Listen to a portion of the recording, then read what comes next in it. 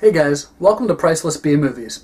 Let me ask you something, because I'm pretty sure this happens to everyone sometimes. Have you ever been in a situation where you meet somebody and they get one look at you and they go, "Oh, you look like so-and-so," and it's usually a celebrity. It's usually like, "Oh, you look like this actor or actress, or you look like this singer, or you look like this character from a movie or TV show."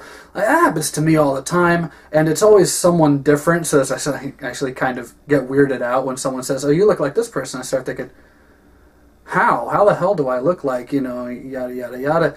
But let me ask you something. Don't you take that as kind of a compliment when someone says you look like someone famous, or you look like someone who's real good looking, or who's known for? You generally would take that as a compliment, right? Now here's the thing. What if someone said you look just like a serial killer? Probably wouldn't be that complimented by that, would you? Doppelganger. So Doppelganger stars Drew Barrymore, and she plays this young woman who, at the very beginning of the film, she's implicated in a murder in New York City, and she flees to Los Angeles. She moves to California, and she moves in with Ryder, played by George Newbern. Before too long, he starts to catch wind that, the cops kind of have their eye on her, and when he asks, well, what's going on, she basically tells him she has this evil twin. She has a doppelganger, and a person who looks just like her, but isn't her, and is evil. While all this is going on, obviously in this kind of movie, there's a relationship that starts to form with George Newbern and Drew Barrymore, and, there's a couple of nice kind of hot erotic scenes kind of scattered throughout the middle of the film. And eventually, without giving away too much, toward the end, he starts to wonder if she really does have this evil twin, or if she's just nuts and has a split personality. I want to be as straightforward with Doppelganger as I can, because one, this was a film that someone requested me to review a little while back, so I feel kind of bad that I'm just now getting to it. But also because, like so many movies I review, there's a lot of plot points that I don't want to give away, so I just want to focus solely on what I like about it and what I don't like about it.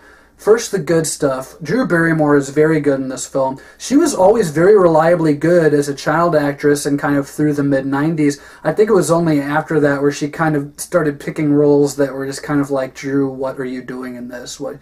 And while you could argue that kind of this film and movies like Poison Ivy that she did, in the early 90s are certainly among that group, I think that whether or not you like that film or whether or not you like this film, she is very good in this. In this film, she basically has to play two different people, and she excels in both performances. George Newbern's also pretty good. I can't think of too many other things I've seen him in, so I have no basis for comparison with him, but he sold me on it. I mean, there was never a point where I really doubted his performance in this. This film also has a really interesting look, too. It's got a very stylized look. It almost feels like kind of a Hitchcock or a De Palma film in a lot of the earlier scenes, and there are several references visually to movies like De Palma's Dress to Kill and a couple of Hitchcock films. But, style and substance are obviously two very different things.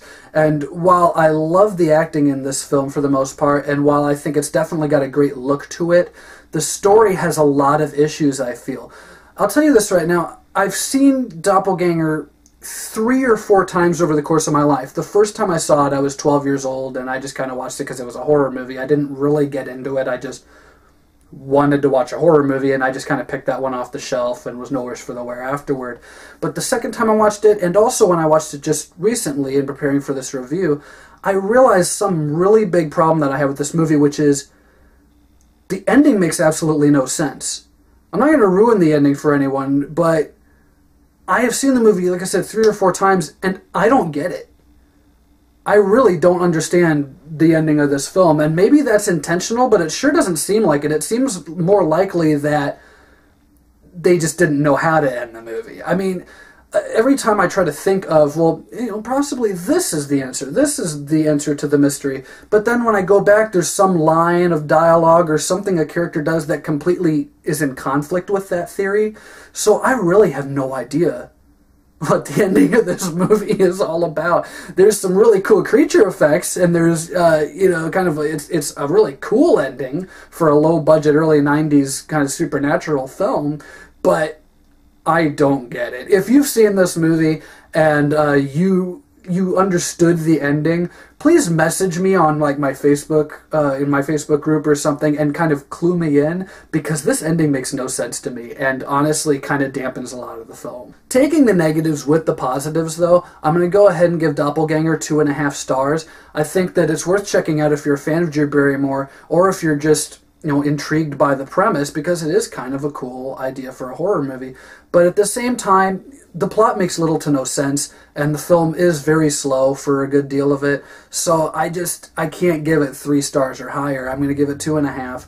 And like I said before, if you've seen this movie and you can kind of clue me in as to what the hell is going on in the last, 10 to 15 minutes, then please by all means let me know what all that crap is about. So that's my review of Doppelganger. Stay tuned, I got a lot more reviews coming your way. Also, if there's a film you can think of any genre that is either underappreciated or overlooked by mainstream society or by critics, by any large group of people really, please let me know in the comments section, and I'll see what I can do about checking out a copy of that movie and putting up a review for you. Thanks for watching, and stay tuned for more Priceless B movies.